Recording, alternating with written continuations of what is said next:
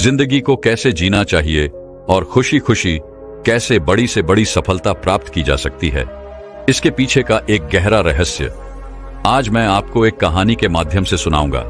तो चलिए कहानी की शुरुआत करते हैं। दोस्तों, महात्मा बुद्ध कहते हैं कि शांति हमारे भीतर है, शांति हमारे अंदर से आती है, इसे बाहर ढूंढना व्यर्थ है। लेकिन अगर आप आज के समय की बात करेंगे तो आज हर एक मनुष्य केवल दौड़ में लगा हुआ है। उसे दौड़ना पसंद है, वे दूसरों से आगे निकलना चाहता है और दूसरों से कुछ अलग मुकाम बनाना चाहता है। लेकिन वह यह भूल चुका है कि जिस रास्ते पर वह दौड़ रहा है वह रास्ता कभी खत्म नहीं होता और ना ही आपको कभी मंजिल मिल पाएगी, क्योंकि यह रास्ता अनंत है, इसका कोई अंत नहीं। अंतिम समय में भी जब हम अपने आप को देखते हैं तो हम अपने आप को वही रास्ते पर खड़ा ही पाते हैं जहां से हमने इसकी शुरुआत की थी। हालांकि यह सच जानकर भी लोगों को कोई फर्क नहीं पड़ता। वह तो इस रेस में, इस दौड़ में जितना चाहते हैं वह अपने आप को श्रेष्ठ साबित करना चाहते हैं। जब कोई उनसे पूछता है कि तुमने अपने जीवन में क्या हासिल किया, तब हम अपना बखान करने से कभी पीछे नहीं हटते। हम इसका जवाब कुछ इस तरह से देते हैं कि हमने अपने जीवन में यह हासिल किया, मैंने अपने जीवन में वह हासिल किया, मैंने इस मुकाम को पाया है, मैंने इतने वर्षों की तपस्या के बाद इस पौधे को हासिल किया है। लेकिन इस बात का असली मतलब केवल वही समझा सकता है जिसने ये सब कुछ पाने के चक्कर में अपने समय को गवा दिया और अभी भी वह इस दौड़ में दौड़ रहा है, क्योंकि उसे अपनी मंजिल अभी तक नहीं मिली। वह इस अनंत रास्ते की आखिरी छोर तक पहुंचना चाहता है, लेकिन जब वह पीछे मुड़कर देखता है तो वह अपने आप को इस रास्ते पर अकेला खड़ा महसूस कर पाता है। और यही हम सबके साथ भी होगा। हम सब भी इससे बच नहीं सकते, लेकिन जो समय से पहले अपने आप को जान पाते हैं, जो अपने आप को समझ पाते हैं, वह इस अनंत यात्रा को पहले ही देख लेते हैं, समझ जाते हैं। वह अपनी हर गलतियों को सुधारने का प्रयास कर पाते हैं। लेकिन जिन्हें यह नहीं पता कि वह कहां जा रहे हैं और उनकी यात्रा कब खत्म होगी, वे लोग इस दौड़ में केवल दौड़ते ही चले जाते हैं। इसे और अच्छे से समझाने के लिए आज की जो कहानी मैं आप सभी के लिए लेकर आया हूं, इस कहानी के माध्यम से आप यह समझ सकेंगे कि हम इस अनंत यात्रा को कैसे समाप्त कर सकते हैं और ऐसी क्या चीज है जिसे हम अपने जीवन में उतारकर अपने आप को समझ सकते हैं, पहचान सकते हैं, जिससे हम अपने जीवन की सभी समस्याओं का समाधान कर सकते हैं। एक समय की बात है, किसी नगरी के एक पहाड़ पर एक गुरु रहा करते थे। उन गुरु की ख्याति दूर दूर तक फैली हुई थी। वह गुरु बहुत ही ज्ञानी थे, लेकिन उन्होंने अपने पूरे जीवन काल में कभी किसी को अपना शिष्य नहीं बनाया। उनके पास अनेक लोग आते और उनसे कहते कि हमें अपना शिष्य बना ले, लेकिन वह कभी किसी को अपना शिष्य नहीं बनाते और वहां से उन्हें भगा देते। इसी तरह से समय बीतता गया। समय के साथ साथ अब युवा गुरु धीरे धीरे वृद्ध हो चुके थे। अब उनकी रोजमर्रा के कामों में भी उन्हें तकलीफ होने लगी थी। तब उनके मन में यह ख्याल उत्पन्न हुआ कि यदि मैंने अपने जीवन में किसी को अपना शिष्य बना लिया होता तो आज वह शिष्य मेरी कुछ तो मदद अवश्य कर देता। लेकिन उस वक्त मैंने किसी को अपना शिष्य नहीं बनाया और अब मेरे पास कोई भी यह तक कहने नहीं आता कि है गुरुवर मुझे अपना शिष्य बना ले, क्योंकि अब उनका शिष्य कोई नहीं बनना चाहता था। सभी को यही लगता था कि वह तो पागल है और कौन उस पागल का शिष्य बनना चाहेगा। वह सभी को भगा देता है, किसी को भी अपने पास रहने नहीं देता। तभी एक दिन एक युवक अपना बोरिया बिस्तर बांधे हुए उन गुरु के पास पहुंचा और उनसे कहने लगा, है गुरुदेव, मैंने सुना है आप बहुत ज्ञानी हैं, आपकी ख्याति दूर दूर तक फैली हुई है, लेकिन आप कभी किसी को अपना शिष्य नहीं बनाते। मैं आज आपके पास यही विनती लेकर आया हूं कि कृपा करके मुझे अपना शिष्य बना लीजिए। आप जो कहेंगे मैं वो करूंगा, लेकिन मुझे केवल आपसे ही ज्ञान प्राप्त करना है। मैंने सुना है अब बहुत ज्ञानी है और इसी इच्छा से मैं यहां पर आया हूं कि वह ज्ञान आप मुझे देंगे, मुझे सिखाएंगे। मैं बड़ी आस लेकर आपके पास आया हूं। जब मैं यहां आ रहा था तो हर कोई मुझे यहां आने से मना कर रहा था। हर कोई मुझसे यही कहता था कि उनके पास ना जाओ, वह बहुत पागल है, वह किसी को अपना शिष्य नहीं बनाते। यदि तुम उनके पास जाओगी तो वह तुम्हें डांट कर भगा देंगे, लेकिन तुम्हें अपना शिष्य नहीं बनाएंगे। सभी लोग मुझे रोक रहे थे, लेकिन मुझे तो केवल आपका ही शिष्य बनना है। क्या आप मुझे अपना शिष्य बनाएंगे? कृपा करके न मत कहिएगा, मैं आज आपके पास बड़ी आस लेकर आया हूं। उस युवक के मुख से यह सारी बातें सुनकर वह गुरुवर उस युवक से कहते हैं, हां, आज से तुम मेरे शिष्य हो। मैं तुम्हें अपना शिष्य बनाता हूं और कल से मैं तुम्हें ज्ञान भी अवश्य दूंगा। धीरे धीरे रात्रि का समय हो चुका था और उतने ऊपर उस पहाड़ी पर पानी का कोई स्रोत नहीं था। पानी लेने बहुत दूर जाना पड़ता था और शिष्य को बहुत जोरों की प्यास लग चुकी थी। वह पानी ढूंढने के लिए यहां वहां घूम रहा था, यहां वहां फिर रहा था, लेकिन उसे कहीं भी पानी नहीं मिला। और जब उन गुरुवर ने अपने उस शिष्य को पानी ढूंढता हुआ देखा तो उन्होंने कहा, बेटा, तुम्हें इस पहाड़ पर कहीं पानी नहीं मिलेगा। आज की रात तुम्हें ऐसे ही बितानी पड़ेगी। कल सुबह सुबह हम पानी के लिए निकल पड़ेंगे। उस शिष्य ने अपने और गुरुवर की बात मान ली। उसने जैसे तैसे अपनी रात वहां पर बिताई और अगले दिन सुबह सुबह वह गुरुवर और वे शिष्य पानी लेने के लिए निकल पड़े। वह दोनों एक कुएं के पास पहुंचे। शिष्य को जोरों की प्यास लगी थी। उसने कुएं से झट से पानी निकाला और फटाफट पी गया, क्योंकि उसका गला सूखा हुआ था और उसे प्यास भी बहुत जोरों की लगी थी। यह देखकर उन गुरुवर ने अपने शिष्य से कहा, मूर्ख कहीं का, मुझे भूल गया। तेरे साथ मैं भी तो प्यासा हूं, क्या मुझे पानी की कोई आवश्यकता नहीं? इस पर शिष्य अपने गुरु से माफी मांगता है और कहता है गुरुदेव, मुझे क्षमा कीजिए। मुझे बहुत जोरों की प्यास लगी थी, जिस कारण मुझे आपका ध्यान नहीं आया और मैंने पानी निकालकर खुद ही पहले पी लिया। लेकिन रुक जाइए, मैं अभी आपके लिए पानी लेकर आता हूं। इतना कहकर उस शिष्य ने एक बार फिर से कुएं से पानी निकाला और गुरुवर को पिलाया।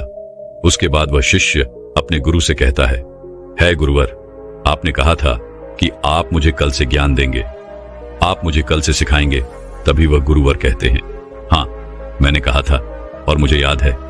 तभी वह गुरुवर अपने उस शिष्य को कहते हैं कि एक बार फिर से इस कुएं से पानी निकालो। शिष्य ने गुरु की आज्ञा मानी और उसने एक बार कुएं से फिर पानी निकाला। यह देख वह गुरुवर अपने उस शिष्य से कहते हैं, भंते, अब तुम ही मुझे यह बताओ कि यह पानी और वह पानी जो तुमने पिया था, इन दोनों में क्या फर्क है? इन दोनों में क्या अंतर है? शिष्य ने अपने गुरुवर की बात बड़ी ध्यानपूर्वक सुनी और उसके बाद अपने हाथ में लिया हुआ वह पानी वह उसे घूर घूर कर देखने लगा, लेकिन उसे कुछ समझ नहीं आ रहा था। उसने कहा, है गुरुवर, यह पानी और वह पानी, इन दोनों में क्या फर्क है? इसे बताने के लिए तो मुझे वह दोनों पानी एक साथ रखना होगा, लेकिन मैं तो वह पानी पी चुका हूं। अब मैं भला आपको इन दोनों के बीच का अंतर कैसे बता सकता हूं? कहीं आप मुझे मूर्ख तो नहीं बना रहे? क्योंकि पानी तो एक जैसा ही होता है, फिर भला पानी में कैसा भेद? शिष्य की यह बात सुनकर वह गुरु अपने शिष्य को बड़े ही ध्यानपूर्वक तौर से देखते हैं और फिर कहते, भंते, जब मनुष्य के भीतर किसी चीज की प्यास उत्पन्न होती है और वह अत्यंत गहरी होती है, तब मनुष्य उस प्यास को बुझाने के लिए, उसका निवारण करने के लिए अपनी पूरी ऊर्जा, अपनी पूरी ताकत लगा देता है और तब उसे केवल अपने प्यास बुझाने का वह स्रोत नजर आता है, वह वस्तु नजर आती है। इसके अलावा उसके आसपास और भी बहुत कुछ होता है, लेकिन उस पर उसका ध्यान नहीं जाता। जिस प्रकार तुम्हारा गला सूखा हुआ था और तुम्हें जोरों की प्यास लगी थी, तुमने कुएं से पानी निकाला और झट से पी गए।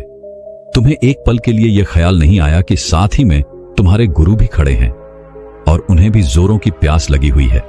जिस प्रकार अभी तुम्हारे हाथ में यह पानी है और तुम्हारे चारों ओर भी बहुत कुछ है, लेकिन पानी भले ही वैसा ही है, इसका रंग, इसका स्वाद बिल्कुल वैसा ही है, लेकिन यह वह पानी नहीं है जिसके लिए तुम्हारे प्राण सूखे जा रहे थे। इसी कारणवश देखो, तुमने अभी भी यह पानी अपने हाथ में ही लिया हुआ है।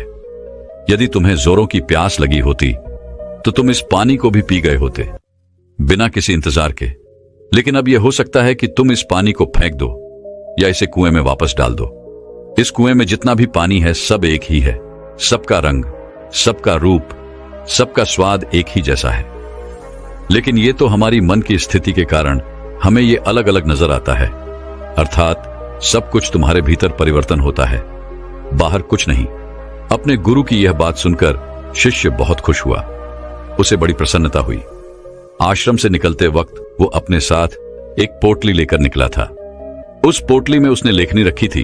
उसने तुरंत ही वह लेखनी निकाली और गुरु के कहे शब्दों को लिखना शुरू कर दिया। यह देखकर वह गुरुवर अपने उस शिष्य से कहते हैं, भंते, यह तुम क्या कर रहे हो? इसके जवाब में शिष्य अपने गुरुवर से कहता है गुरुवर, आपने जो कुछ भी कहा मैं उसे भूलना नहीं चाहता।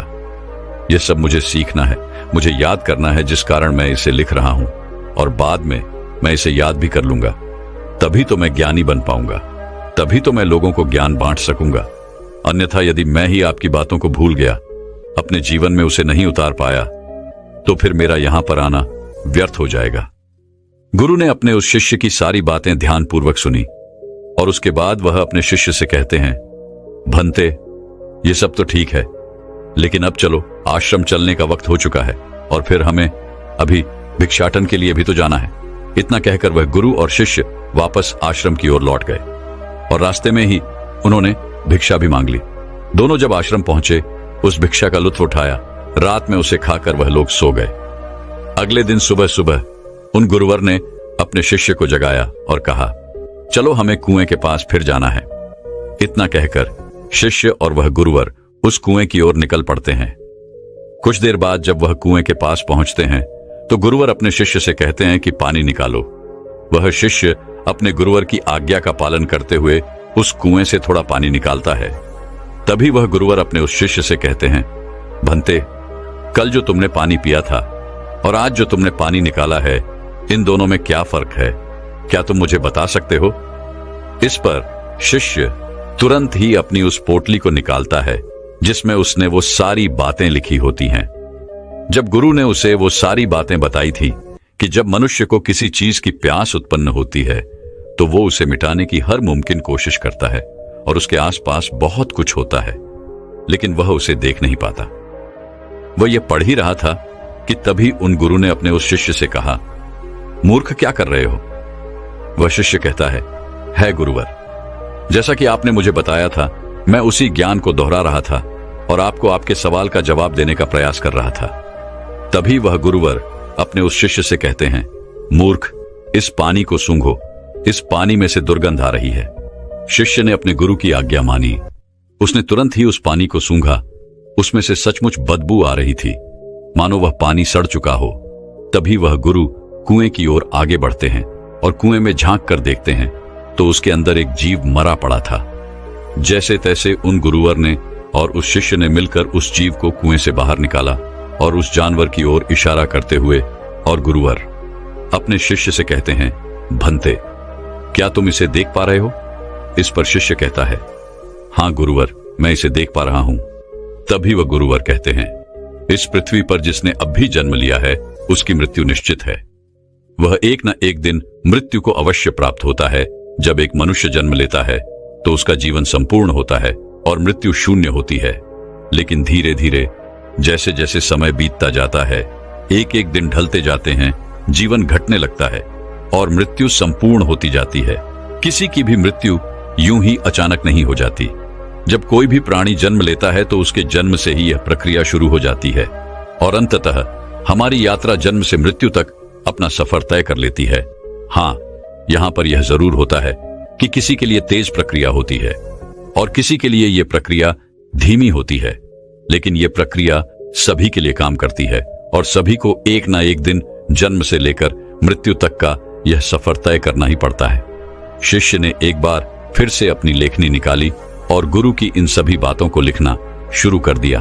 तभी वह गुरु हैं, क्रोधित होते हुए अपने उस शिष्य से कहते हैं, चलो कुएं की ओर चलो। यह देखकर वह शिष्य घबरा जाता है और अपने उन गुरुवर से कहता है गुरुवर, मैं तो अभी जवान हूं और मैं अभी मृत्यु को प्राप्त नहीं होना चाहता, कृपा करके मुझे छोड़ दे। तभी वह गुरुवर अपने उस शिष्य से कहते हैं, बेवकूफ, मैं तुम्हें कुएं में धकेलने नहीं जा रहा। मैं तो यह कह रहा हूं कि कुएं के चारों ओर एक दीवार खड़ी कर देते हैं जिससे और कोई इस कुएं में ना गिरे, जिससे किसी और को व्यर्थ अपनी जान ना गंवानी पड़े। दोनों ने बड़ी मुश्किल के साथ कुछ लकड़ियां इकट्ठा की और कुएं के चारों ओर एक दीवार बना दी जिससे अब उस कुएं के अंदर कोई नहीं गिर सकता था। इतनी मेहनत करने के बाद गुरु और वह शिष्य वापस आश्रम लौट आए। धीरे धीरे ऐसे ही कई दिन बीत गए। शिष्य अब उन गुरुवर के साथ अपना अधिकांश समय बिताता था, उनका सारा काम करता था। एक दिन उसने देखा कि उसके गुरुवर बहुत प्रसन्न है। तभी वह उन गुरुवर के पास पहुंचा और अपने उन गुरुवर से कहता है गुरुवर, आज आप बहुत प्रसन्न दिख रहे हैं। क्या मैं आज आपसे कुछ पूछ सकता हूँ? तभी वह गुरुवर अपने उस शिष्य से कहते हैं, हाँ अवश्य। तभी शिष्य कहता है गुरुदेव, आप मुझे कोई ऐसा ज्ञान दीजिए जो सबसे बड़ा हो, जिसके आगे मुझे कोई और ज्ञान अर्जित करने की कोई आवश्यकता ना पड़े। वैसे भी दिन ब दिन आप वृद्ध होते जा रहे हैं और आपकी मृत्यु कब आ जाएगी यह मैं नहीं जानता, इसीलिए आप मुझे वह ज्ञान दे दीजिए। तभी तो मैं आपके ज्ञान को लोगों तक फैला सकूंगा, तभी तो लोग आपके बारे में जान सकेंगे। वह अपनी लेखनी लेकर बैठ गया, इस इंतजार में कि गुरुदेव उसे कुछ बताएंगे, कोई ऐसा ज्ञान जो बहुत बड़ा है। लेकिन उन गुरुवर ने अपने उस शिष्य से कुछ नहीं कहा, बस वह चुपचाप बैठ गए। वह काफी देर तक यूं ही मौन रहे और उसके बाद वहां से उठकर चले गए। वे शिष्य चुपचाप ये सब देख रहा था और जब वह गुरुवर वहां से उठकर चले गए तो उसने लेखनी से लिखा, सबसे बड़ा ज्ञान मौन। अगले दिन फिर उसने उन गुरुवर से यही सवाल किया और अब की बार भी गुरुवर ने उसे कोई जवाब नहीं दिया। वह काफी देर तक मौन रहे और फिर वहां से उठकर चले गए। ऐसा करते करते कई दिन बीत गए, दिन से सप्ताह से महीने और लगभग 1 वर्षों के बाद भी उसे केवल एक ही जवाब मिला था, सबसे बड़ा ज्ञान मौन। इसके अलावा उसने लेखनी से और कुछ नहीं लिखा था, क्योंकि वह गुरुवर जब भी इस सवाल को सुनते तो वह मौन हो जाते और अपने उस शिष्य से कुछ ना कहते, जिस कारण वह शिष्य भी हर रोज अपनी लेखनी से केवल एक ही बात लिखता था, सबसे बड़ा ज्ञान मौन। लेकिन अब उसके सब्र का बांध टूटा जा रहा था। एक दिन रात को उसे नींद नहीं आ रही थी। वह यहां वहां करवटें बदल रहा था। चांदनी रात थी। वह आश्रम से बाहर निकला और बाहर बैठकर यह सोचने लगा कि आखिर गुरुदेव मुझे वह सबसे बड़ा ज्ञान क्यों नहीं दे रहे? क्या वह मुझे देना नहीं चाहते, या मैं अभी इस लायक नहीं हूं कि उस ज्ञान को समझ सकूं? इस प्रकार उसके मन में हजारों सवाल चल रहे थे, हजारों तरह के विचार उत्पन्न हो रहे थे। तभी अचानक उसे एक पक्षी की आवाज सुनाई पड़ी। उसका पूरा ध्यान उस पक्षी की आवाज पर चला गया और तब उसने महसूस किया कि चारों ओर हवाएं चल रही थीं। पत्तों की सरसराहट की आवाज, ठंडी हवाएं चलने की आवाज, चारों तरफ सन्नाटा छाया हुआ था। वह ये सब महसूस कर पा रहा था। उसने उस सन्नाटे की आवाज को ध्यान से महसूस किया, अपनी आंखें बंद की और बड़े ध्यान से उन आवाजों को सुनने लगा। उसका मन बिल्कुल शांत हो गया और अब तक पहली बार उसने अपने मन को इतना शांत महसूस किया था। पहली बार वह आनंदित महसूस कर रहा था। वह यह भूल चुका था कि उसे बड़े ज्ञान के बारे में अभी तक उन गुरुवर ने कुछ नहीं बताया। तभी उसने सोचा कि जो आज अनुभव मैंने प्राप्त किया है, इसे मैं अपने गुरुवर को अवश्य बताऊंगा, जिस कारण वह उस अनुभव को लिखने के लिए अपनी लेखनी निकालता है। तभी वह देखता है कि उसने अपने किताब के सारे पन्नों पर केवल एक ही बात सीखी है, सबसे बड़ा ज्ञान मौन। तभी उसे यह भी एहसास हो गया कि वह गुरुवर तो उसे सबसे बड़ा ज्ञान दे रहे थे, लेकिन वही उसे समझ नहीं पा रहा था। सबसे बड़ा ज्ञान तो यही है, लेकिन जो उसने अनुभव किया था, उस अनुभव को वह फिर से महसूस करना चाहता था, जिस कारण वह पूरी रात नहीं सोया और फिर से जाकर वहीं पर बैठ गया और रात भर उन आवाजों का अनुभव करता रहा, शांति को महसूस करता रहा। सुबह हो गई थी। वह सुबह सुबह उठकर अपने गुरुवर के पास आया। उस शिष्य के गुरु ध्यान में लीन थे। वह चुपचाप वहां पर आया, वहां बैठकर उन्हें शांति से देखता रहा। जब उन गुरुवर ने अपनी आंखें खोली तो अपने उस शिष्य को अपने सामने पाया और वो उसे देखते ही ये समझ चुके थे कि इसे मौन मिल चुका है, इसने शांति का एहसास कर लिया है। गुरु ने अपने शिष्य से कहा, भंते, मौन कोई ज्ञान नहीं है, मौन ज्ञान का आधार है और यह हमें वह दिखाने में सक्षम है जिसे हम अपनी आंखों से नहीं देख पाते। बाहर चाहे कितना भी शोर हो, चाहे कितनी भी भीड़ हो, लेकिन भीतर मौन होना ही चाहिए। अपने गुरुवर के मुख से यह बात सुनकर उसने अपनी लेखनी और अपनी पुस्तक गुरु के चरणों में रख दी और उसके बाद से उसने कभी कुछ नहीं लिखा। उसने केवल वो सारी बातें महसूस की और धीरे धीरे एक दिन उसने असली ज्ञान को प्राप्त कर लिया। दोस्तों, हम भी अपने जीवन में जन्म से लेकर अपने अंतिम समय तक कुछ ना कुछ इकट्ठा करने में लगे रहते हैं। जितना कर सकते हैं उतना तो करते ही हैं, लेकिन उसके बावजूद भी हम और अधिक पाना चाहते हैं, हम और अधिक इकट्ठा करना चाहते हैं, जिससे हमारे मन में हमेशा एक अशांति रहती है, जिससे हमारा मन हमेशा विचलित होता रहता है और हम कभी भी एक लक्ष्य की ओर आगे नहीं बढ़ पाते। लेकिन इसके बावजूद भी हम कभी भी अपने आप को एक पल के लिए शांत नहीं होने देना चाहते। एक काम से दूसरा काम, दूसरे से तीसरा, तीसरे से चौथा, इसी प्रकार हम अपना पूरा जीवन यूं ही गंवा देते हैं। लेकिन हम कभी भी एक पल के लिए मौन नहीं रहते। इसी कारणवश हम जीवन भर केवल भागते रहते हैं, लेकिन अपने भीतर की उस शांति का अनुभव कभी नहीं कर पाते, जिस कारण हम सब कुछ प्राप्त करके भी कुछ नहीं प्राप्त कर पाते। हमारा जीवन पूरी तरह से व्यस्त हो जाता है। इसलिए दोस्तों, अगर आप भी अपने जीवन में भागते भागते थक चुके हैं तो एक पल के लिए मौन धारण करें, क्योंकि वह आपको वह ऊर्जा प्रदान करेगा जिससे आप अपने जीवन में एक सही दिशा प्राप्त कर सकेंगे। अपने भीतर झांकने का प्रयास करें। हम में से अधिकांश लोग मौन का व्रत तो अवश्य रखते होंगे, लेकिन केवल यह ऊपरी तौर पर होता है और भीतर की ओर हमारा मन बिल्कुल अशांत रहता है। हमें किसी चीज में चैन नहीं मिलता। हम केवल यहां वहां भागते रहना चाहते हैं, कुछ ना कुछ इकट्ठा करना चाहते हैं, जिससे हमें कभी भी शांति नहीं मिल पाती और हम यूं ही इस जीवन के भाग दौड़ में लगे रह जाते हैं। अब आप में से कई लोग यह कहेंगे कि मौन कैसे प्राप्त करें, कैसे हम अपने भीतर की ओर जाके, कैसे हम अपने मन को शांत करें। तो इसका एक बहुत ही सीधा और सरल उपाय है, ध्यान। अपने विचारों को, अपने आप को ध्यान से देखें। आप दिन भर क्या कर रहे हैं, आप कहां पर, कितना समय दे रहे हैं। जब आप किसी चीज को होते हुए देख रहे हैं और आपके मन में किस प्रकार के विचार उत्पन्न कर रहा है, तब आप यह भी समझ पाएंगे कि आप कितनी व्यर्थ की बातें सोचते हैं जिनका वर्तमान से कोई संबंध नहीं है। और एक बात आप यह भी बहुत अच्छे से जानते होंगे कि आपसे बेहतर आपको कोई और नहीं चाह सकता, इसलिए आपसे बेहतर आपका और कोई परिवर्तन नहीं कर सकता। आप जैसा चाहें वैसा अपने आप को बना सकते हैं, इसलिए कोशिश करें। निरंतर कोशिश करते रहने पर आप मौन को भी अवश्य पालेंगे और अपने जीवन को एक सही दिशा और दशा देने में सक्षम हो पाएंगे। तो दर्शकों, चलिए अब अगली तनाव को खत्म करने के ऊपर प्रसिद्ध कहानी की शुरुआत करते हैं। बहुत समय पहले की बात है, किसी नगरी में एक व्यक्ति रहा करता था। वह व्यक्ति अपने जीवन में बहुत तनाव झेल रहा था। उसका पूरा जीवन मानो तनाव से ही भरा था। वह चिंतित रहता था, परेशान रहता था। उसे ऐसा लग रहा था कि मानो उसका पूरा जीवन इसी तनाव में गुजर जाएगा। जब उसकी शादी नहीं हुई थी तो उसे शादी करने का तनाव था। शादी हो जाने के बाद अच्छी नौकरी और रुपए पैसे कमाने का तनाव उस पर बढ़ गया। जैसे तैसे उसे एक नौकरी मिल गई और वह कुछ पैसे भी कमाने लगा। लेकिन उसके बाद उसे और उसकी पत्नी को कोई बच्चा नहीं हो रहा था, जिस कारण उसका तनाव और बढ़ गया। कुछ सालों बाद उसके जीवन में खुशी की लहर आई।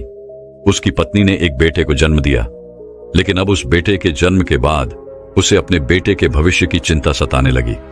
उसका तनाव और ज्यादा बढ़ गया। उसकी जिंदगी मानो एक तनाव बनकर रह गई थी। वह इस तनाव से किसी भी हालत में छुटकारा चाहता था। वह चाहता था कि वह अपने जीवन को खुशी और खुशहाल तौर पर जिए। एक दिन वह अपने घर के बाहर बैठकर यही सब सोच रहा था कि वह अपने जीवन को कैसे खुशहाल बना सके, कैसे वह अपने उन सपनों को पूरा कर सके जिससे उसका भविष्य सुधर सके। तभी अचानक उसके सामने से कुछ सन्यासी गुजरे। उसने उन सन्यासी को देखा जिनके मुख पर प्रसन्नता थी, जिनके मुख पर किसी प्रकार का कोई तनाव नहीं था। चेहरे पर वह तेज व शांति देखकर वह मंत्रमुग्ध हो गया। उस व्यक्ति को लगने लगा कि सन्यासियों के जीवन में कोई तनाव नहीं है, खुद के जीवन में कोई कार्य नहीं है, केवल भिक्षा मांगो और चैन से जियो, और शायद यही सबसे सर्वोत्तम जीवन है। ये सारी बातें उसके मन में घर कर गई। वह दिन रात इनके बारे में सोचने लगा, विचार करने लगा, और आखिरकार एक दिन उसने फैसला लिया कि वह अपने घर परिवार को छोड़ देगा और एक सन्यासी बन जाएगा। एक रात उसे मौका मिल गया और वह अपने परिवार के लोगों को छोड़कर निकल गया और भागा भागा उन सन्यासियों के पास पहुंचा और उनसे कहा कि मैं आपके शरण में आया हूं, मुझे अपना शिष्य स्वीकार कीजिए। तो इन सन्यासी ने उस व्यक्ति को अपना शिष्य स्वीकार किया और आश्रम में रहने के लिए जगह भी दी। अब वह व्यक्ति उन गुरु का शिष्य बन चुका था, लेकिन वह यह भूल चुका था कि तनाव कोई जगह नहीं है, कोई घर नहीं है, कोई परिवार नहीं है, कोई देश नहीं है जिसे आप छोड़ सके। सन्यासी जीवन ग्रहण करने के बाद उसके जीवन में एक अलग तरह का तनाव उत्पन्न होने लगा। शिक्षा ग्रहण करने का तनाव, रोज साफ सफाई करने का तनाव, और सबसे बड़ा तनाव कि मैं भिक्षा कैसे मांगू, और वहां पर उपस्थित सभी शिष्यों में यह होड़ लगी रहती थी कि सबसे ज्ञानी कौन बनेगा। ये सब देखकर भी उसके मन में एक अलग तरीका तनाव उत्पन्न होने लगा। कुछ दिनों तक तो उसने ये सब बड़ी ही आसानी से झेल लिया। कुछ दिनों तक सब कुछ अच्छा चलता रहा, लेकिन उसके बाद उसे अपने घर, अपने परिवार की चिंता सताने लगी। उसे उनकी याद आने लगी। तब उसे ये एहसास हुआ कि जो इस तनाव को यहां पर झेल रहा है, वैसा ही तनाव उसके सांसारिक जीवन में भी तो था।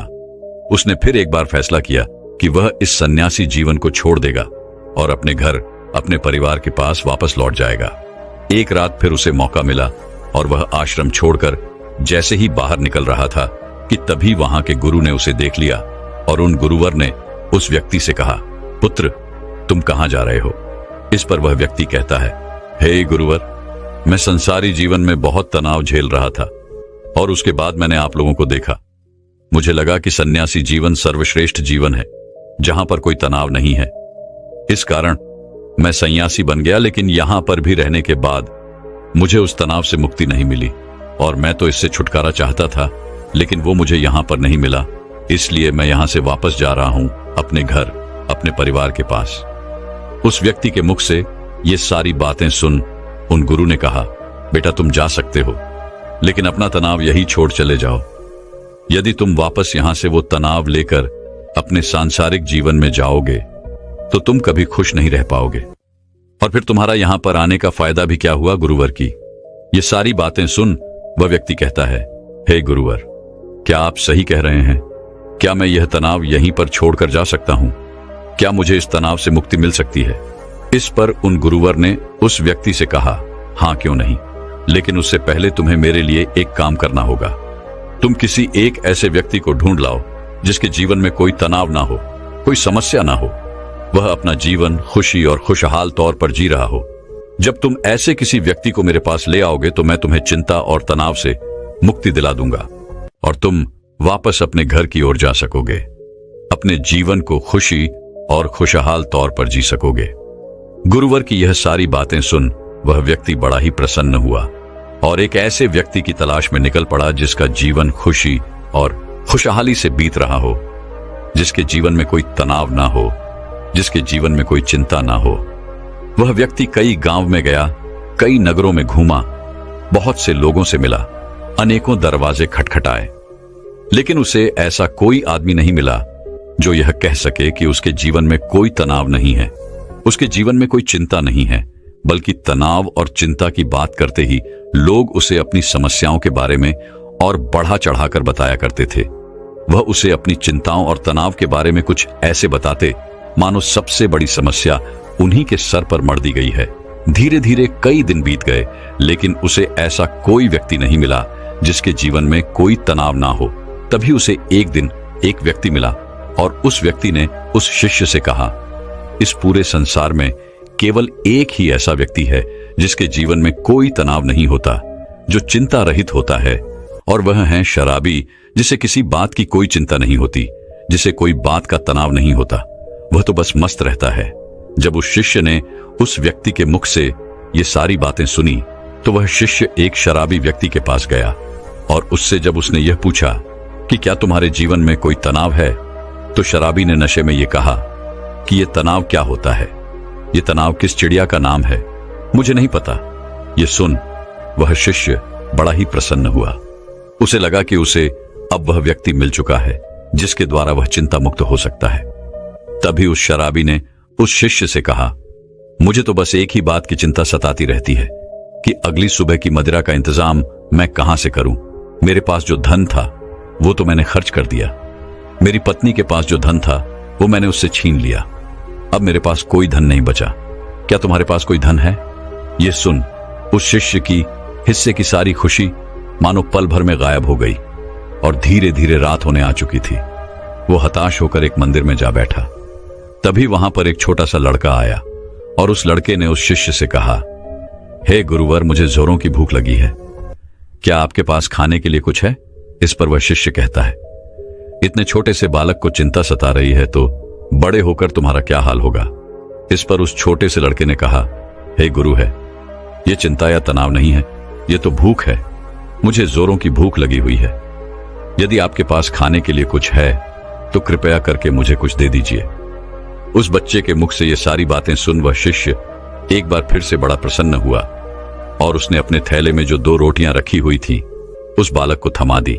जैसे ही उस बालक ने वह भोजन पूरा कर लिया, उसके बाद वह उस शिष्य से कहता है, हे गुरुवर, जाने मेरे अगले दिन के भोजन का क्या होगा।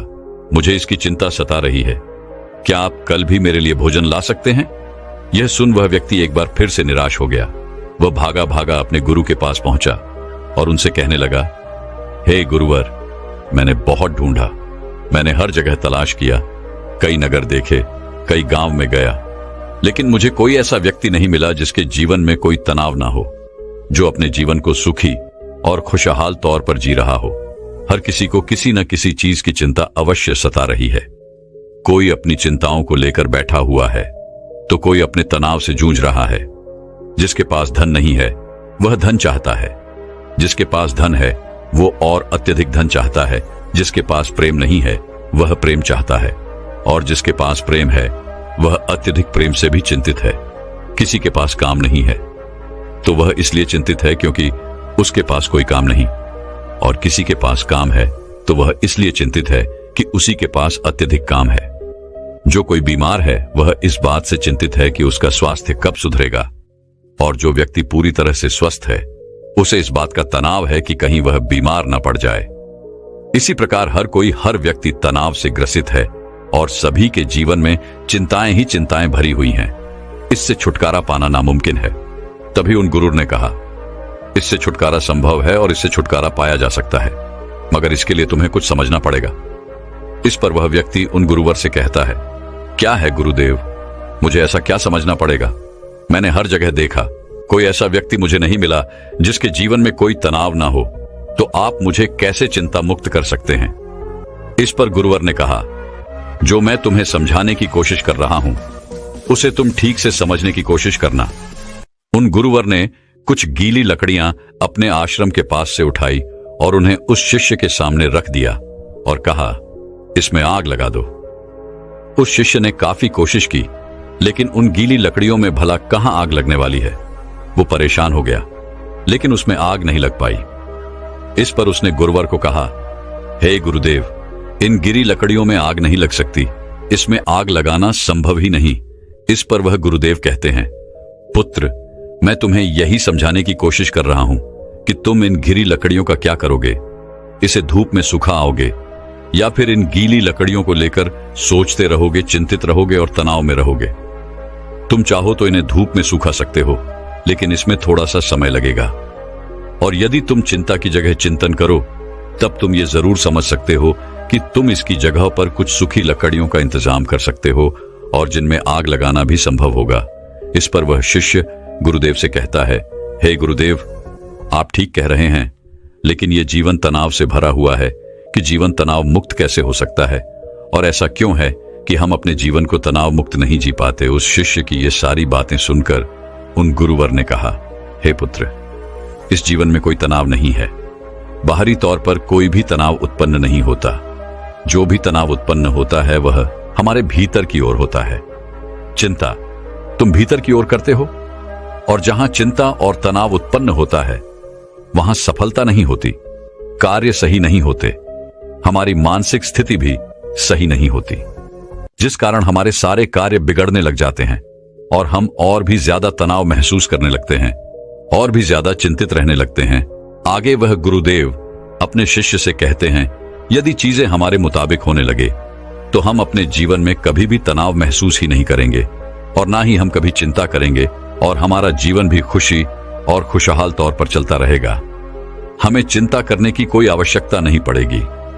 जैसे यदि ये लकड़ियां मुझे सूखी मिल जाएं, तो मैं इनमें आसानी से आग लगा सकता हूं और मेरे भीतर किसी प्रकार का कोई तनाव उत्पन्न ही नहीं हो पाएगा। तो हमारा तनाव इन लकड़ियों के स्वभाव पर निर्भर करता है। यदि कोई इस बात को पहले से ही स्वीकार कर ले कि जीवन में यदि हमें हमेशा सूखी लकड़ियां नहीं मिलती, तो वह पहले से ही उन सूखी लकड़ियों का इंतजाम कर लेगा। और जो इस बात को स्वीकार कर लेता है, अगर उसे सूखी लकड़ियां ना भी मिले तो वह धैर्य रखता है, सब्र रखता है और उन गिरी लकड़ियों को सुखाने का पूरा प्रयास भी करता है। न कि उन गीली लकड़ियों को लेकर हाथ पर हाथ धरे बैठ जाता है और अलग अलग चिंताओं में डूब जाता है कि सूखी लकड़ियां मुझे क्यों नहीं मिली, और आखिर उसे क्यों मिली, मुझे क्यों नहीं मिली, आखिर कब तक ऐसा चलता रहेगा, मेरा क्या होगा, हमेशा मेरे साथ ऐसा ही क्यों होता है। इस तरह की सोच रखने वाले लोग हमेशा तनावग्रसित रहते हैं, चिंतित रहते हैं और अपने जीवन को कभी भी खुशी और खुशहाल तौर पर नहीं जी पाते। हमारा यह जीवन बड़ा ही अनमोल है। इस जीवन में कुछ समस्याएं होती हैं तो कुछ समस्याएं हम खुद उत्पन्न कर लेते हैं, जबकि यह समस्याएं वास्तविकता में होती ही नहीं। इस पर वह शिष्य कहता है, हे गुरुवर, आप क्या कहना चाहते हैं, जरा स्पष्ट तौर पर बताइए, मैं आपकी बात समझ नहीं पाया। तभी वह गुरु कहते हैं, अच्छा मुझे यह बताओ, तुम अपने परिवार को छोड़कर यहां पर सन्यासी बनने क्यों आए थे? शिष्य ने कहा, गुरुवर, मेरे जीवन में बहुत तनाव था। इसका जवाब देते हुए गुरु ने कहा, तो क्या इस जीवन में कोई तनाव नहीं है? इस पर शिष्य ने कहा, हे गुरुदेव, यहां पर भी तनाव है, जिस कारण मैं ये सन्यासी जीवन छोड़कर वापस अपने परिवार के पास लौटना चाहता हूं। तभी गुरुवर ने कहा, अगर तुम्हारे भीतर हर कार्य को लेकर यही भाव उत्पन्न होता रहेगा कि मैं यह कैसे करूंगा, यह मुझसे होगा या नहीं होगा, या फिर मैं यह कर पाऊंगा या नहीं, मैं इन चीजों का सामना कैसे करूंगा, मैं चाहता हूं लेकिन यह मुझसे नहीं होता, और मेरे साथ ऐसा ही क्यों होता है, ऐसा ना होकर वैसा हो जाए, मुझे कोई देख ही ना पाए, मैं छुप जाऊं, किसी का मेरे ऊपर ध्यान ही ना जाए, अब मेरा क्या होगा, और मैं ये कहां पर आकर फंस गया। ये सारे भाव तुम्हारे मन के हैं। ये सारे भाव तब भी तुम्हारे मन में उत्पन्न होते होंगे जब तुम होते परिवार के साथ थे, और जब तुम यहां पर आए तब भी तुम्हारे अंदर ये सारे भाव उत्पन्न होते रहे। इस पर वह शिष्य कहता है, हां गुरुदेव, आप बिल्कुल ठीक कह रहे हैं, मेरे अंदर यह सारे भाव अभी तक उत्पन्न हो रहे हैं। जब मैं अपने परिवार के साथ था तब भी, और जब मैं यहां पर सन्यासी बनकर आपके सामने हूं तब भी मेरे अंदर ये सारे भाव उमड़ रहे हैं। इस पर गुरुवर ने कहा, यह समस्या तुम्हारे बाहर की नहीं है। यदि तुम कोई जगह छोड़ दो, कोई स्थान छोड़ दो, तो यह समस्या कभी खत्म नहीं होने वाली। यह समस्या तुम्हारे भीतर है कि तुम्हारा ही किया धरा हुआ है। तुमने बेवजह ही अपने मन में एक तनाव बना रखा हुआ है, क्योंकि तुम्हें कल्पना में जीना अच्छा लगता है, काल्पनिक सोच रखना अच्छा लगता है। तुम उन बातों को लेकर चिंतित रहते हो जो तुम्हारे जीवन में कभी घटित होने की संभावना ही नहीं है। ऐसी सोच रख के तुम चिंताग्रस्त रहते हो और तुम्हारा तनाव कभी खत्म नहीं होता।